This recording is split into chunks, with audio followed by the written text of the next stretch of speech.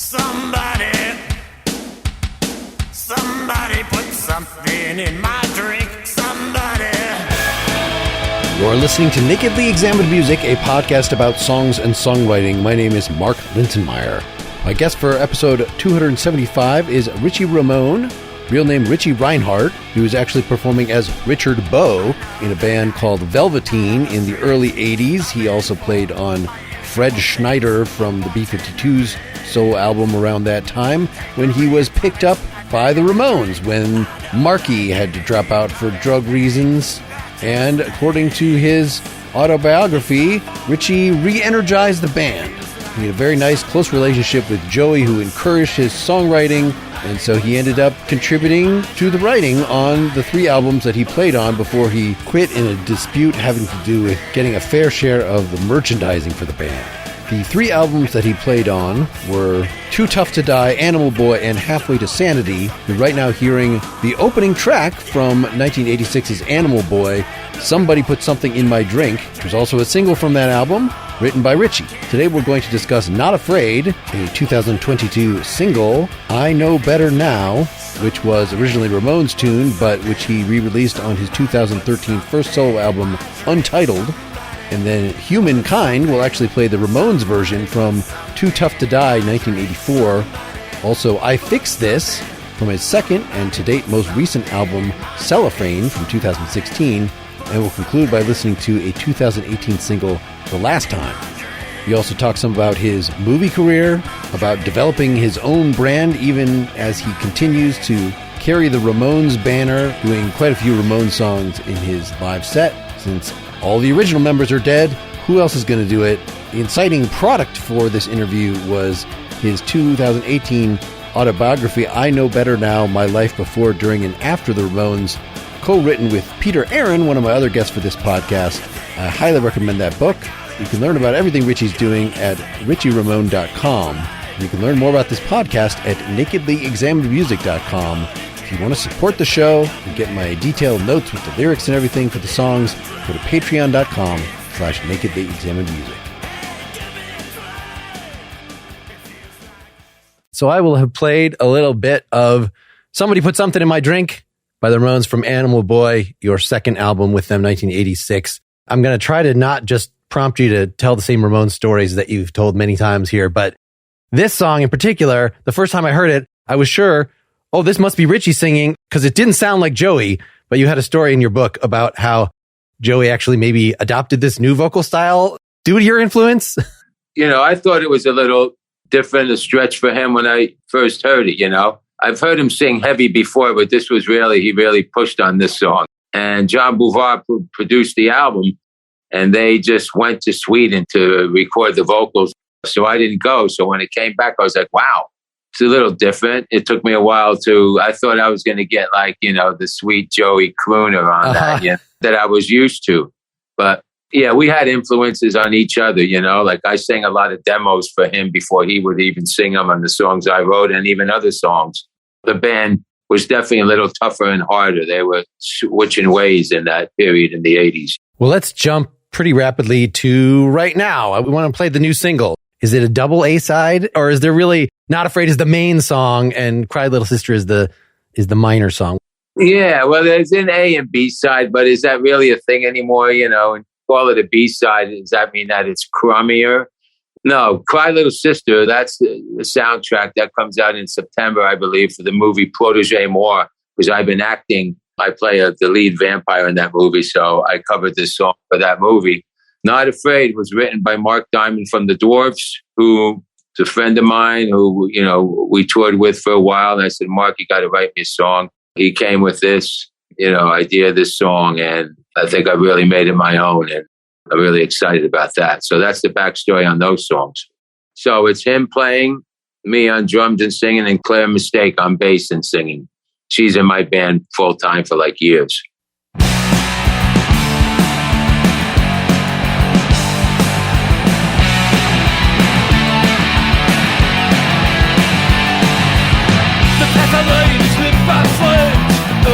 Bridges I burn, a trail of ash and broken hearts. Will I ever learn? I got a bone to pick and a bone the prey, whichever comes first. You gave your best and I gave the least to fulfill the curse. I'm not afraid what's out in the night. I'm not afraid of what will find come the morning light. And there ain't a bridge I can build, and this one will do just fine. I'm not afraid what's out in the night.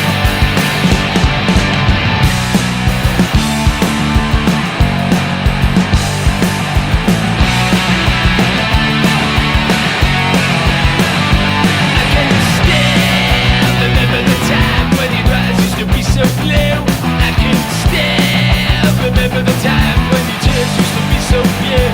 I can still remember the lies you told, some old and some new. And I can still remember when I believed them all to be true. I'm not afraid of what's out in the night. I'm not afraid of what we'll find come the morning light. If there ain't a bridge I can burn, then this one will do just fine. I'm not afraid of what's out in the night. I know it's out there somewhere, or maybe buried at sea. A smile and a drink with my name on it, and just waiting for me.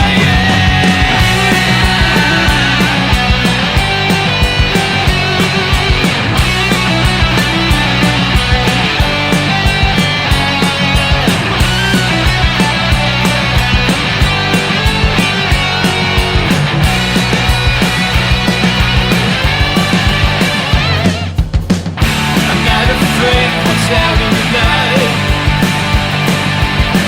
I'm not afraid of what the fight come the morning light. And there ain't a bridge I can't burn, and this one will do just fine. I'm not afraid of what's out in the night. Not afraid. Not afraid. Not afraid. Not afraid.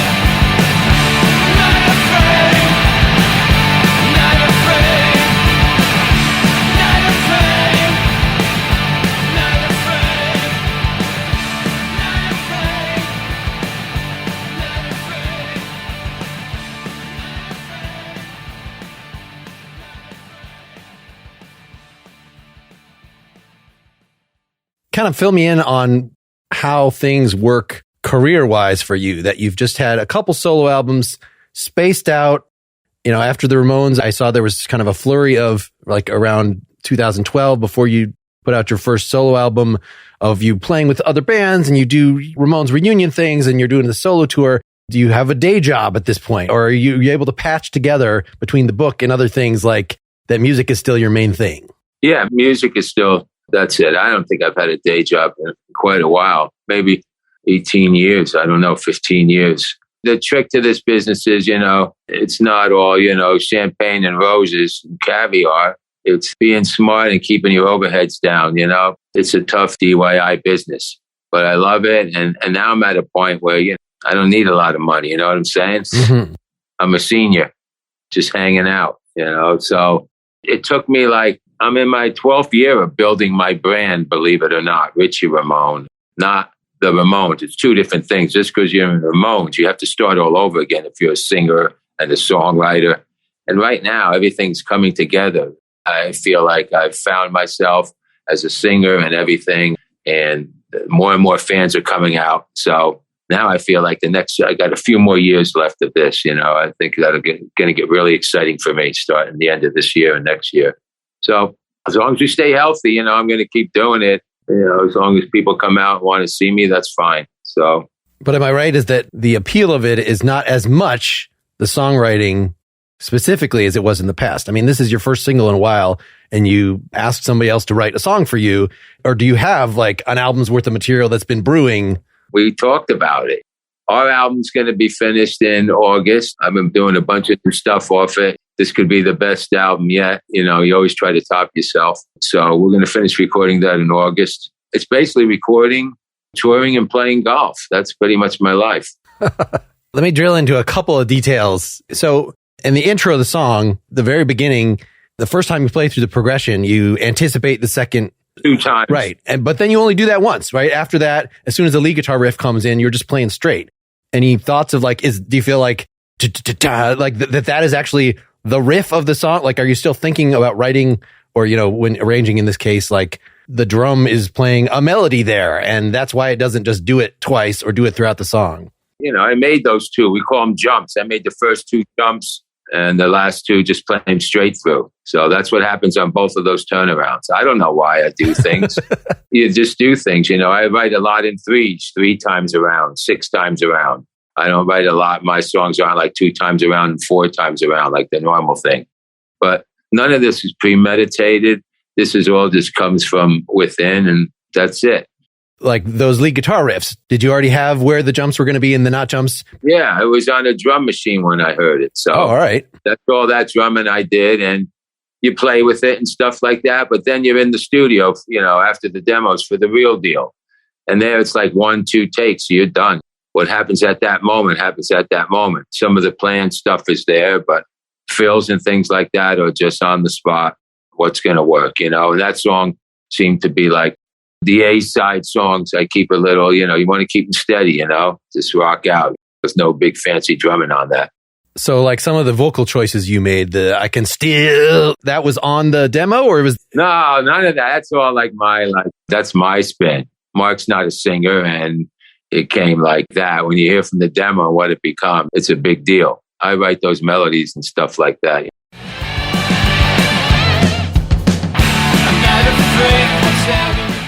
You have just a couple beats of just drums, that everything stops. Yeah, that's the Ramones floor time snare drum beat. That's it. Simple. Boom, boom, boom, boom, boom, boom, boom, boom. That's all. There could have been some other kind of fill or something, but I just kept it basic, and that was it.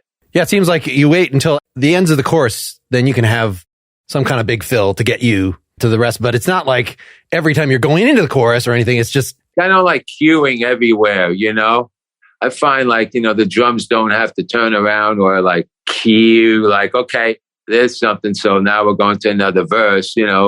I think if there's other things in the song that make that happen anyway, you don't need to put a ba-ba before each verse or each chorus or each change of part. It sounded like you were just doing eighth notes on the hi-hat, right? That you weren't doing the really fast Yeah, no, the eighth notes, not afraid. Oh, okay. So you're doing the six. Okay.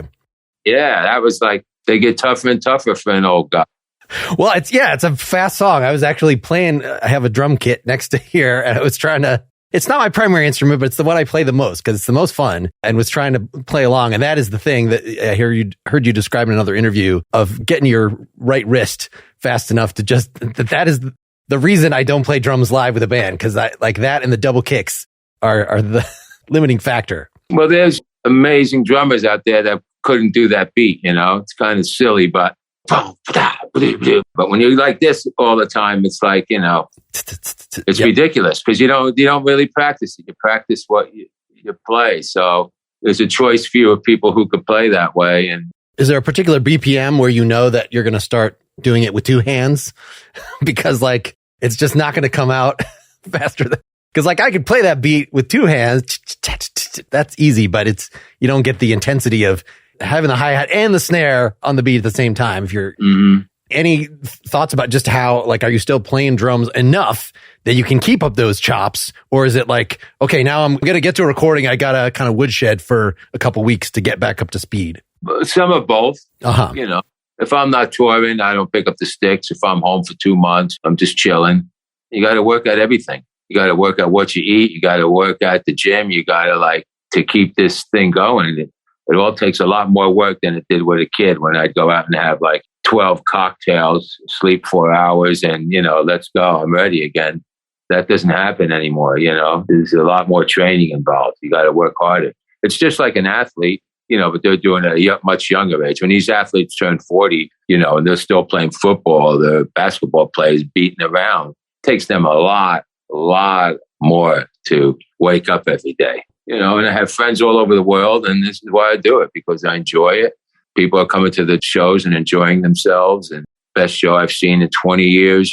This is a really high energy show still. And when it doesn't become that anymore, then I'll stop. But, I still have more to give, and it hasn't really slowed down. It's really cool. Richie Ramone show is really cool. It's different than the Ramones, but it's a really exciting show. Well, let's listen to your version from the album entitled from 2013. It was originally recorded by Ramones from your last album with them, Halfway to Sanity, 1987. But this is the version that you actually got to put real lead guitars on, actual licks, because you didn't have Johnny, his purism. It's clearly this is an important song since you named your book after it. That was my first album, and that's when I was still growing. I got Tommy Bolin, he's a shredder, man. So I wanted to make this metal kind of punk record, which was great. It was great for the thing, but I've grown beyond that record. But I know better now. It's great because it's all about, growing up as a kid. And even after a kid, into life, I'll never give up all the wisdom I have from my youth again. It's just not worth it. I've gained so much. When you get older, you have so much knowledge and street wisdom. To go through all of that again and learn in your 20s and 30s and 40s, not for me. I can pick them out like that, That's what I'm never going to give up. But it's my upbringing and my home and stuff like that. So as a kid.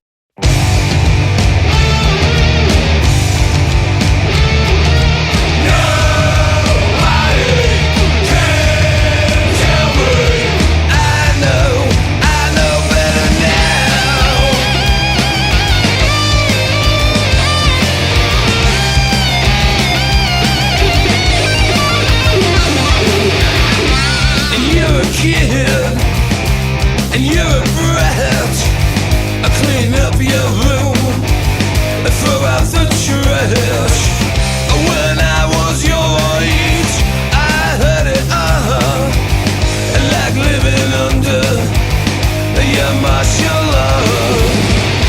I would think it was for my own good, and I would think it was true.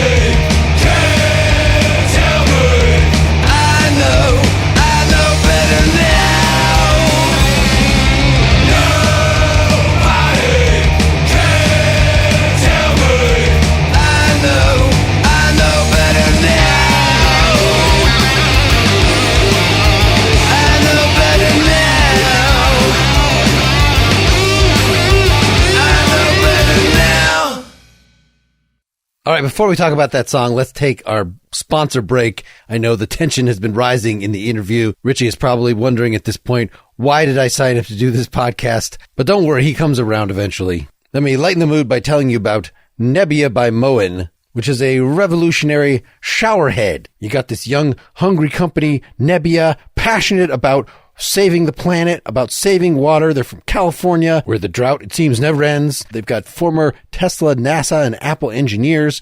And you got Moen, a longtime industry leader. Well, they paired to create a superior shower experience. You probably thought your shower head just came with the house and that's just a shower. There's nothing you could do about it. But no, you can upgrade your life, this very important part of your daily routine. And here comes Nebia by Mon with their new Quattro shower head. Intriguingly designed with 4 spray modes, including my favorite, the very luxurious soft spray, their signature spa-like enveloping experience, and also 2 hard spray modes. You can figure out which is your favorite, or you can rotate between them. All of them have plenty of water pressure. It's no problem washing even the thickest hair, for instance. Yet they save 40 to 50% of water as compared to a traditional shower. To date, the Nebia community have saved more than 300 million gallons of water, with 50,000 units sold around the world. Their goal is to save 1 billion gallons of water by next year. So, more luxury for you, lower water bills, good conscience. And I should say it's also super easy to install. It's like changing a light bulb. Nebia by Mon Quattro starts at just $119 exclusively on Nebia.com. And Nebia gave us a special discount just for our community. Go to Nebia.com/NEM. Use code NEM at checkout to get 10% off all Nebia products. Again, go to Nebia.com/NEM. That's NEBIA.com/NEM to check out what they have to offer. Save 10% with the code NEM. And I want to tell you about Masterclass, where you can learn from the world's best minds anytime, anywhere at your own pace. You can learn how to win negotiations at your workplace with FBI hostage negotiator Chris Voss. You can learn directing with Ron Howard, or makeup and beauty with Bobby Brown. Become a streamer, cook something new, design stunning floral arrangements, learn about science and politics and the world, and just about any kind of creative thing, including a dozen plus music classes by just A-listers, all beautifully shot video, or you can just listen to them as audio, wonderfully edited lessons, easy to fit into your schedule, to skip around or really take a deep dive. You could look at the supplementary materials or ignore them. You could engage with the community that's watching these things along with you, or ignore them. The new class that I looked at this time was Amanda Gorman, teaches writing and performing poetry. You might have seen Amanda read The Hill We Climb at the 2021 inauguration. She's the first National Youth Poet Laureate and has written 3 best-selling books. She will convince you that you, really anyone, can be a poet. How to develop your own poetic voice, how to do close readings in poetry, how to do research for your poetry, how to improve your performance, tools that you can use in developing the poem, revisions, every step of the process. So a music adjacent thing I found very fascinating. There are so many things that will inspire you to get beyond the way you create into neighboring disciplines, which can in turn enrich your songwriting or just your enjoyment of art. I highly recommend you check it out. Get unlimited access to every masterclass. And as a Nakedly Examined Music listener, you get 15% off an annual membership. Go to masterclass.com/examined.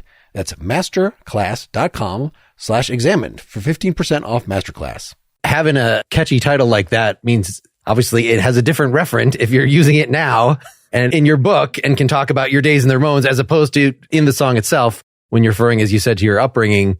What is the politics here? Like, I thought them telling me to stay home was for my own good, but now I know, like, it sounds like you're saying in the song that there's some parental conspiracy or something. Yeah. Here's the thing about songwriting and lyrics. If you become too detailed, people ask these questions. I don't want to tell them exactly what that's about, because a song can mean 3 or 4 different things to 3 or 4 different people. Like, you may notice that about the song. Someone else may think of something completely different of what I'm talking about. So I don't spoil these parties. I want people to interpret the lyrics like they think what I'm doing. I'm not going to tell them, oh, this is exactly what it is. That's fine. I know that's the sort of the conceit. You've heard, Cry Little Sister. That's not about horror. That guy wrote this song about, being abused as a child, watching his sister being abused by the parents and things like that. That's pretty intense. But that has nothing to do with the Lost Boys or vampires or anything, So to really get to the nitty gritty, Depeche Mode, half their songs are about death and dying, but it's not in the lyric, I'm going to kill you or something like that. You know what I'm saying? It's interesting. This one, you start off in quotation marks. It's like the singer is saying, you're a kid, you're a brat. But then it's clear, like, oh, no, it's not that this is your or Joey's punk persona saying these things. It's you're parroting parents or something like that. Right. But I don't know. There's something about Joey's vocal delivery and the fact that he could like sing Beat on the Brat with the baseball bat Like he can make anything just sound, it's not funny quite, but like it would not be offensive, right? It's not like kill the cops or whatever, or if he did sing that, he would sing it in such a playful way that you're like, is this in quotes? What are you doing here? There's some kind of irony or something that makes him immune to saying, oh, that's what his political stance is or something like that. Kind of goes with what you were just saying about it. Like, I'm just singing it. I'm crooning it. Like, yeah, it's a punk croon that he kind of originated so that you could, talk about the KKK took my baby away. And that could be, is it a funny song? It sounds horrible.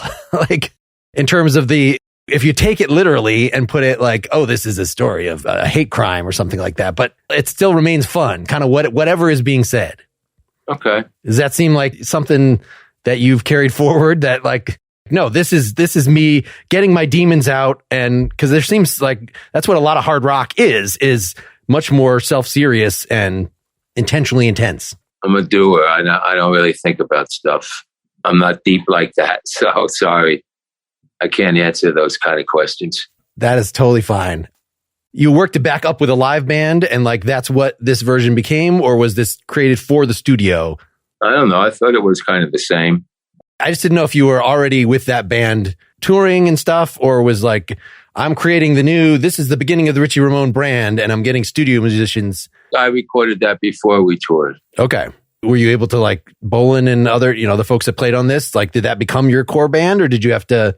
I think we did one tour in South America and then things started to go differently. So we did some shows together. Yeah. I like the end of this that you have, I Know Better Now. And the now is like all by itself, right? Everything else drops out. I mean, is that even a thing that you could do live in any kind of effective way? Or like, how do you end this live? I don't recall. All right. We just end the song. Why does that really matter, though, that you would want to? It's about a song. It's not about a mixing decision or... Just trying to get at how you think creatively.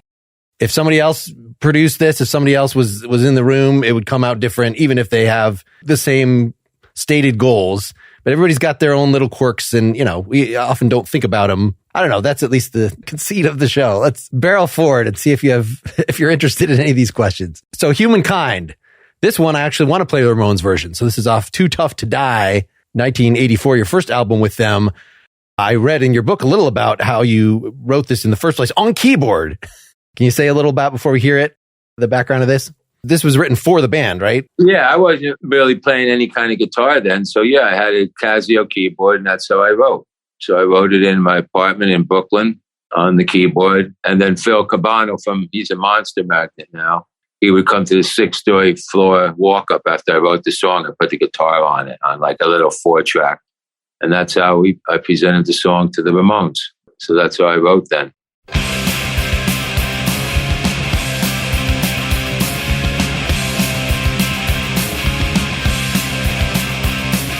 Humankind, it's not fair.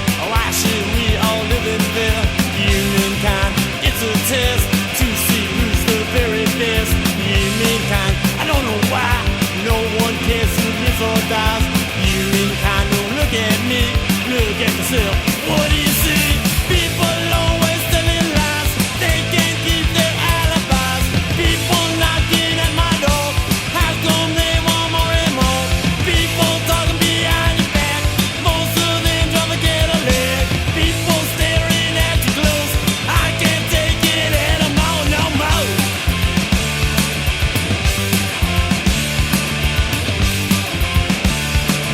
Humankind, it's a shame. Some don't even know their names. Humankind, also strange. Some need to be rearranged. Humankind, I don't know why. I know one cares who lives or dies. Humankind, don't look at me, look at yourself. What do you see? People always telling lies. They can't keep their alibis. People knocking at my door. How come they want more and more? People talking behind your back. Most of them drive a Cadillac. People staring at you close.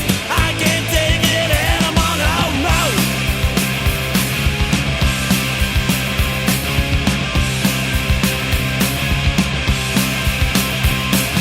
Tell me,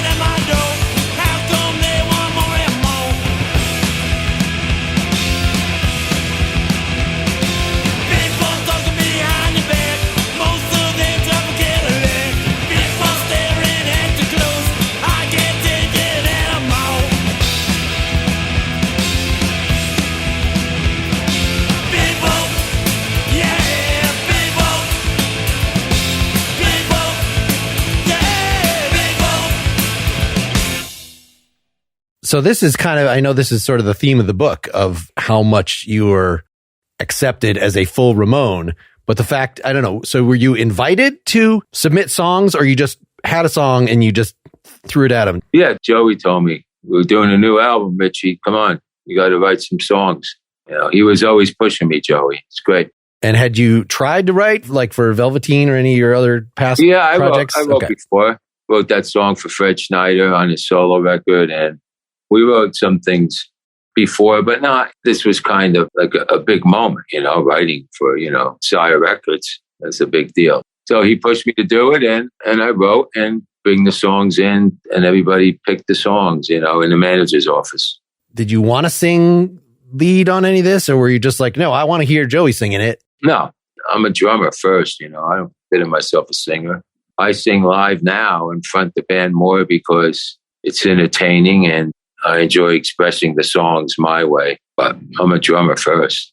I mean, has there been any like attempts to, I guess in some of these Ramones reunions, of course, you're not singing lead on a lot of the stuff, where you've intentionally sought out a project where you just want to be the drummer at this point? Like tomorrow at the Joey Bash, I'll be the drummer. But not for like a consistent band. That's not something you're looking for. Yeah, I don't sort out anything. I just go day to day.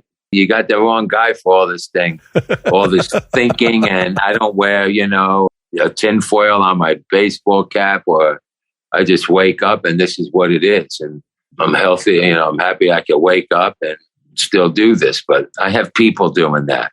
So I'm not really thinking about that. With the song, it seems like it's aimed at sort of record company.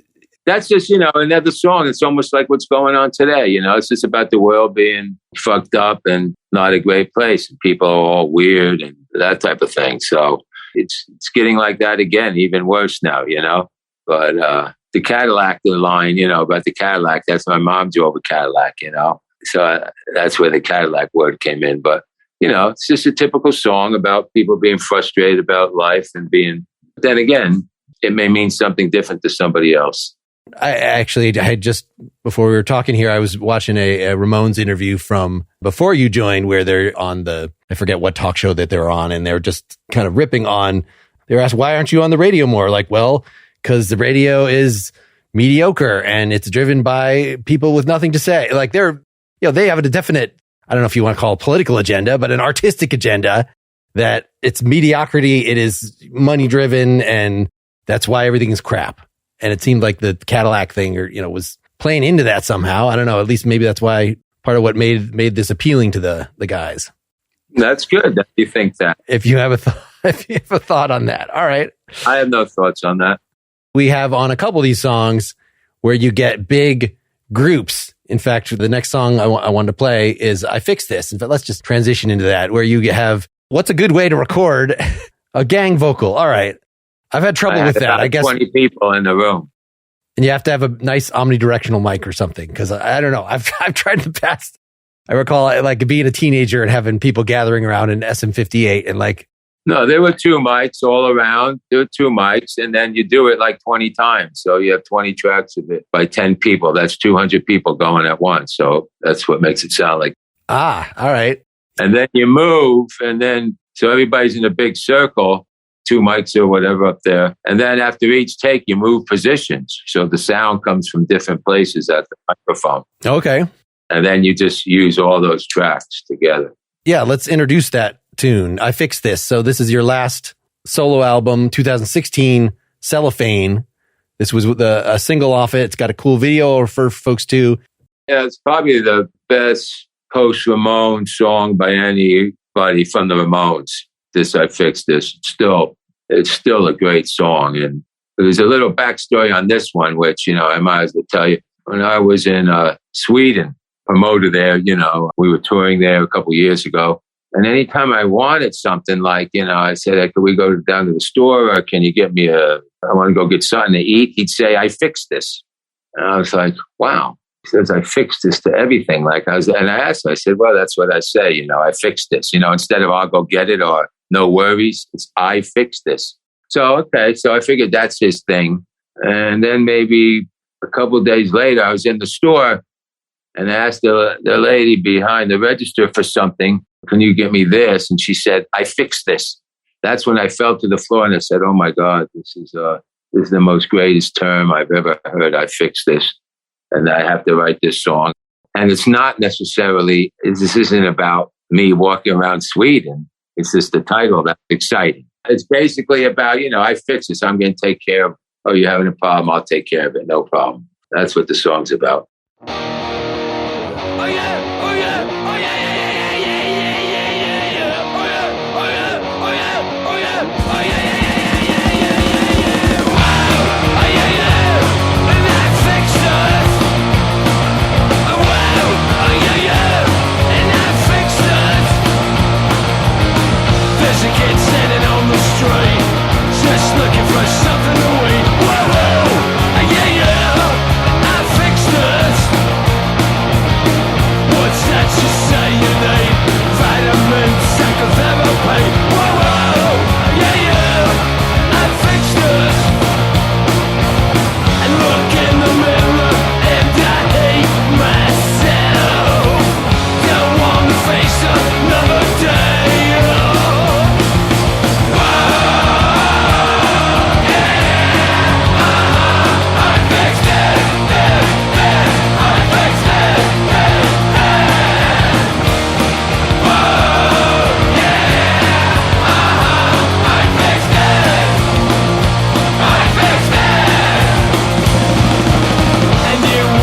College degree, B&MD, well that's too much for me. Whoa, whoa, yeah, yeah, I fixed it. Holidays are not the same. Can't fish another day this way. Whoa, whoa, yeah, yeah, I fixed it.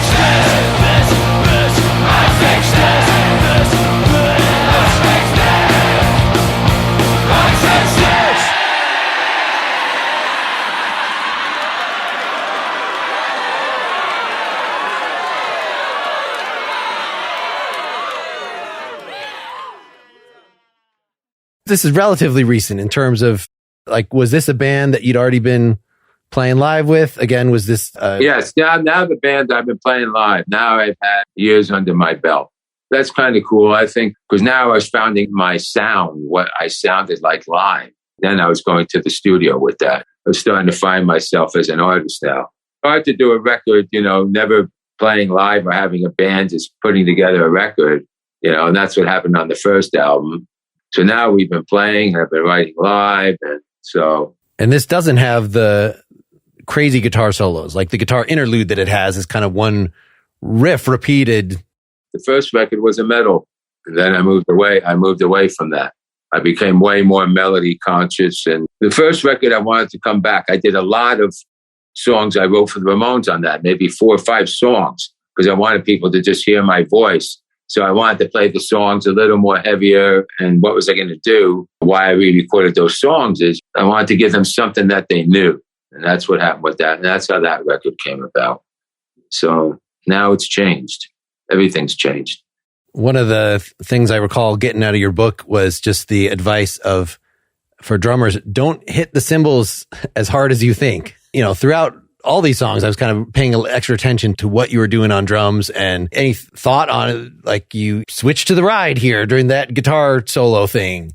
You just do it as you feel it at the moment, or do you kind of have specific spots? Like I think I noticed on one of the songs where like you were doing the ride on the second chorus, but not on the first. Like, okay, that's unusual. Is that the kind of thing that would just even change up day to day, just depending on how you're, what, like how many cymbals do you normally play with? The 3 across the top or just 2?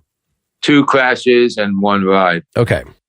Sometimes 1 over the floor toms if I use 2 floor toms lower, but I really don't use 2 floor toms. I usually just put a towel on the one like Buddy Rich on the lowest floor tom. It would hold my towel and sticks. All you need is 4 drums and make them sing and you're doing good.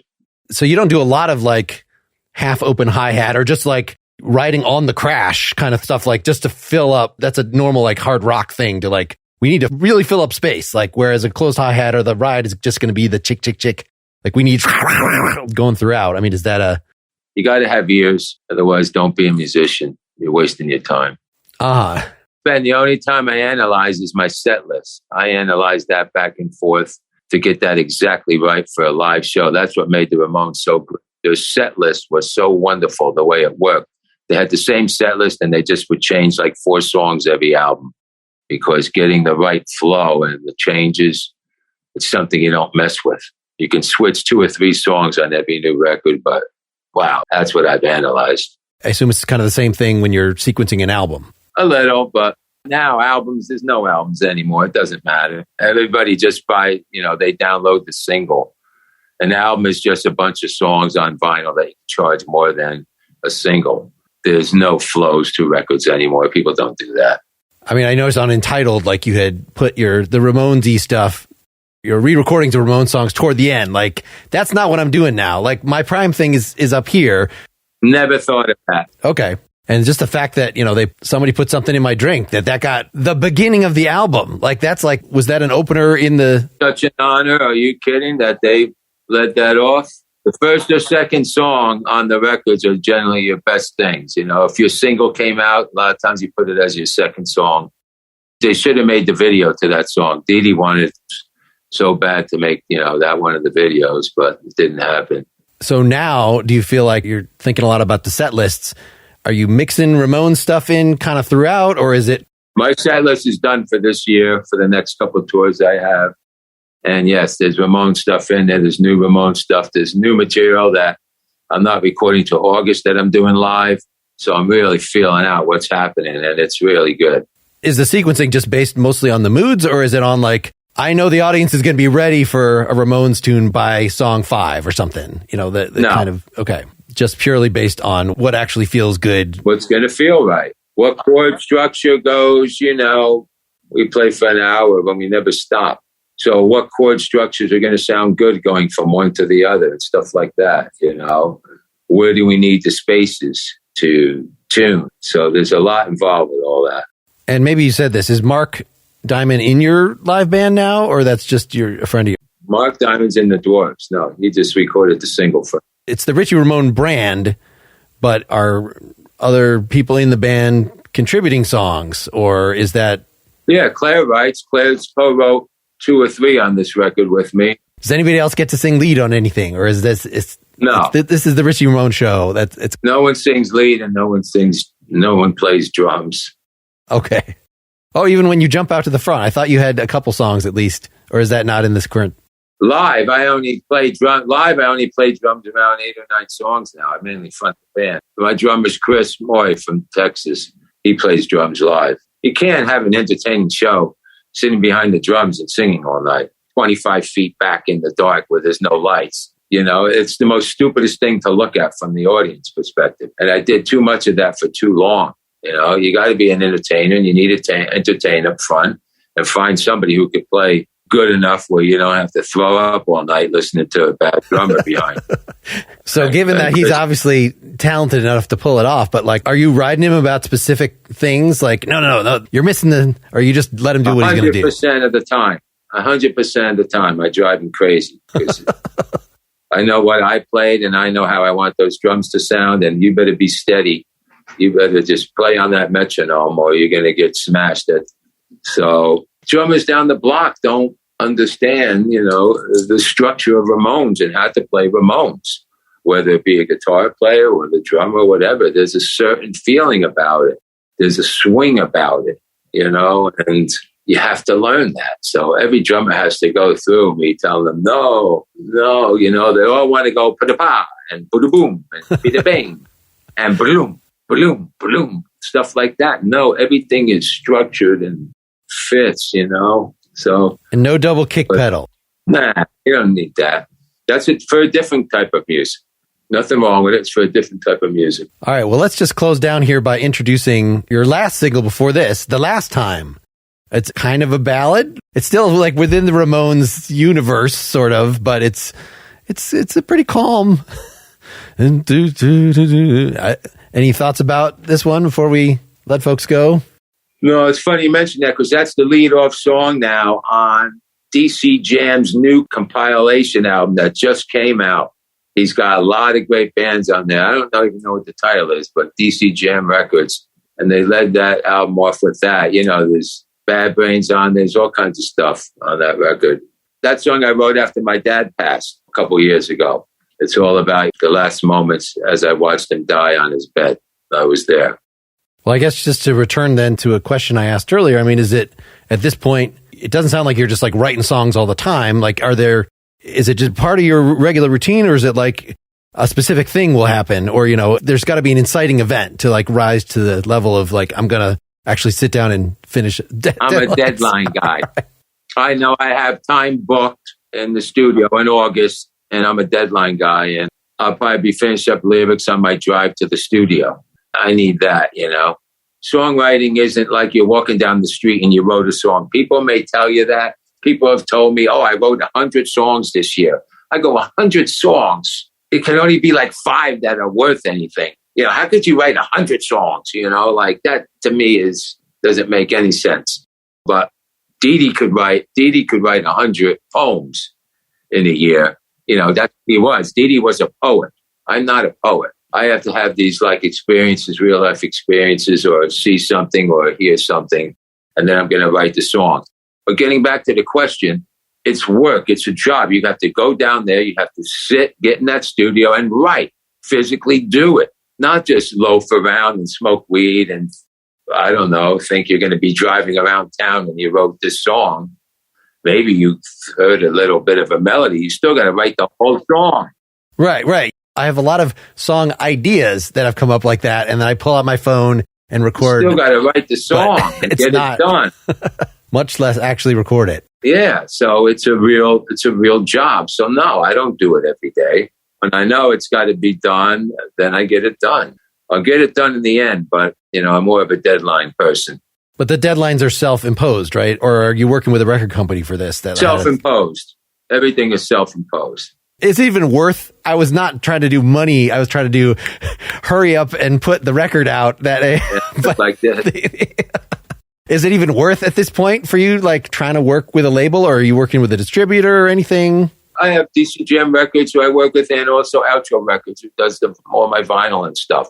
So basically, yeah, they get it distributed and stuff like that. That's all it is, But in terms of like the great deal that record labels would offer of let's advance you money at a crazy interest rate, like just pay for it yourself. Yeah, you make records, because that's what I think you should do as an artist, not just tour. I think you still should, put some new stuff out every once in a while. And you make it and you sell them at your shows. That's basically what you're doing. Nobody plays the stuff on the radio. Maybe and you will, but I'm talking mainstream, or when you're in your car and put on regular radio, you never get to hear the stuff. So basically you sell it at shows and you have product, but you also get to express yourself and that type of thing. So it's a challenge, I guess, too. Writing and putting out a record, it's a big challenge and a big thing. But when you get at the end and you hear it, you go, oh, wow, that was good. That was good. Like Cry Little Sister, I worked that song for probably 4 months. Back and forth on different arrangements to make it my own, no synthesizer, just guitar and the parts and putting all that together and to sing that song in that key, that was a lot of work put into that cover song, so, and it came out great, So when you get to the end, you go, oh my God, remember that? Months I struggled with that. How am I going to do this? I promised the director of the movie I'd cover this. Oh, I hate it. Tear up the paper, throw it away, delete, throw it away over and over until something happens. So that's what I'm talking about writing. I wish I had more of the energy to go in there every day. I'd probably get a lot more done. Or I wish I had a partner who was in my head, like part of my brain, maybe get some more things done. But I don't think about that or dwell on it. I get it done in the end, and I want to be happy with it. This next album, you always have that little stamp on your head of Ramones, which is always there. So you're constantly thinking you got to Ramonesify everything. This next record won't be as Ramonesified. It's going to be Richie Ramonesified.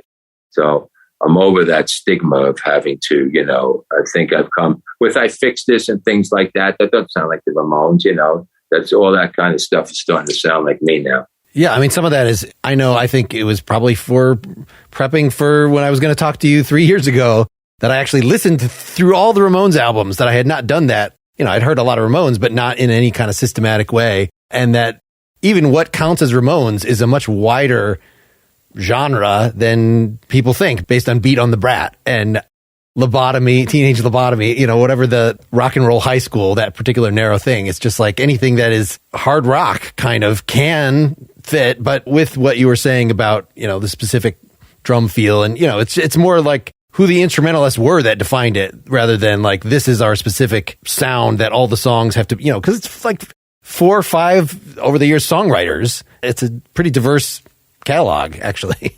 So it can still, you can make something that is, no, this is very Richified, and it still sounds like it's within that kingdom, because it's kind of, for at least for fans, it's a pretty vast, you don't sing exactly like Joey. So it's not going to be, you're not trying to be actual, a Ramones cover band. It's not. No.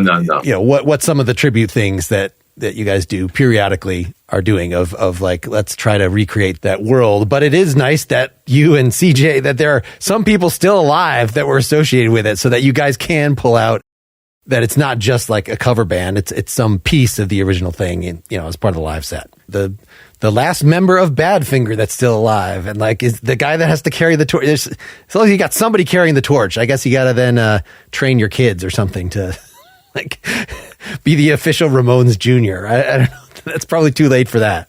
Thanks for tolerating my questioning style here.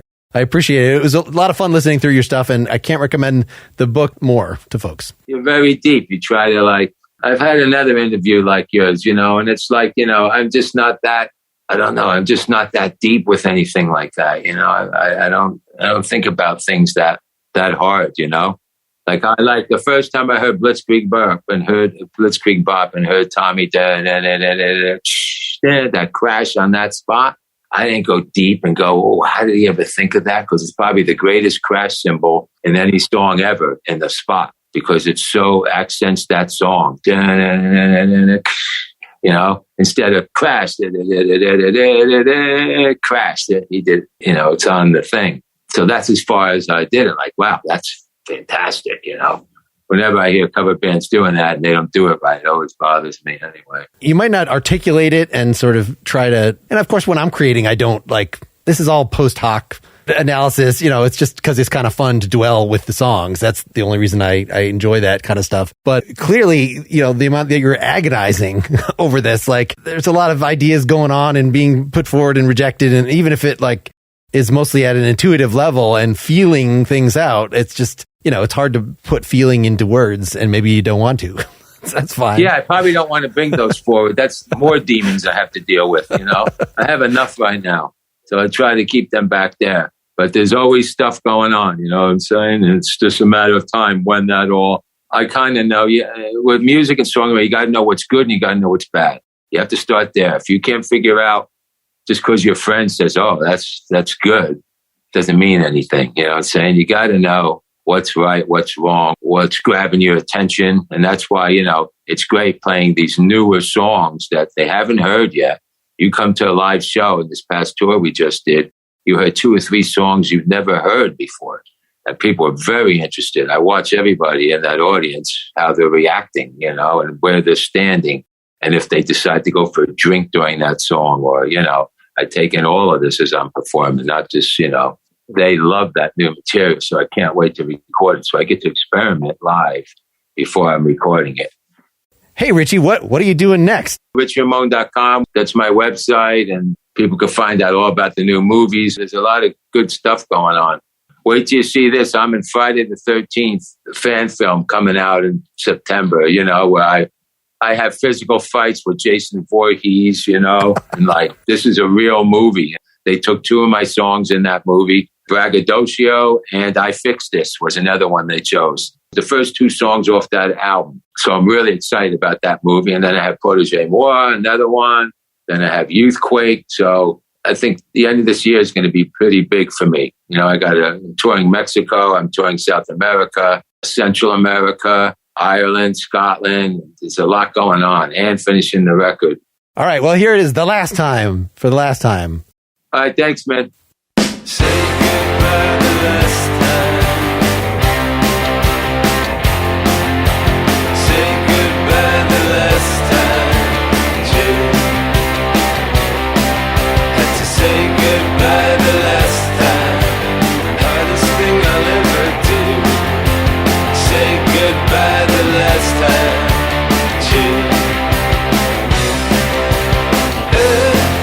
I watched you finally go away.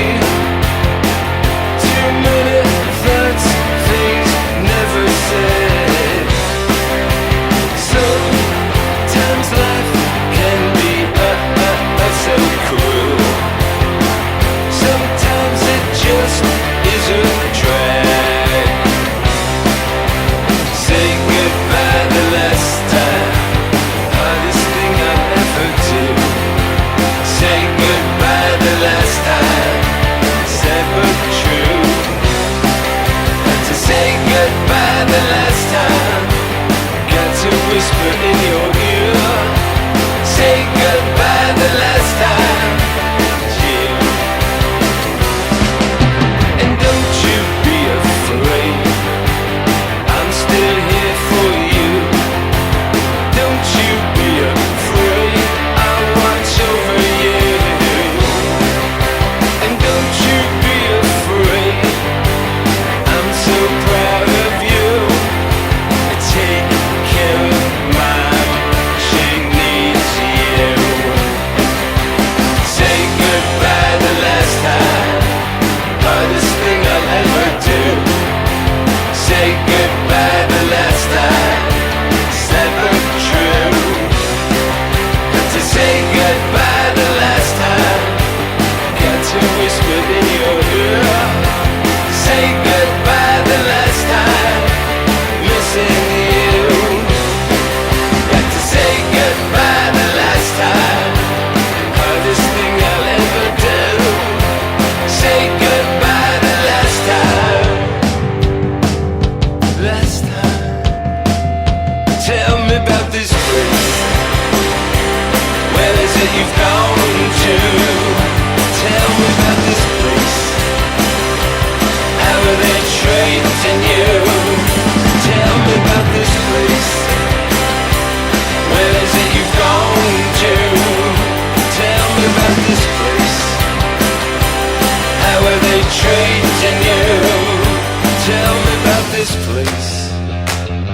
Tell me about this place. Tell me about this place. Tell me about this place. Tell me about this place. Tell me about this place. Tell me about this place.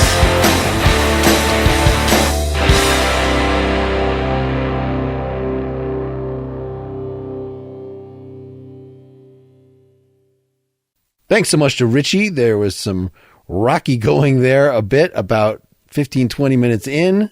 But by the end, he was like, oh, we'll have to do another one of these so I can tell you more about the movie career. And so that was a very surprising thing for him to say after I thought he had been pretty hostile to my line of questioning. So I'm glad it all worked out eventually.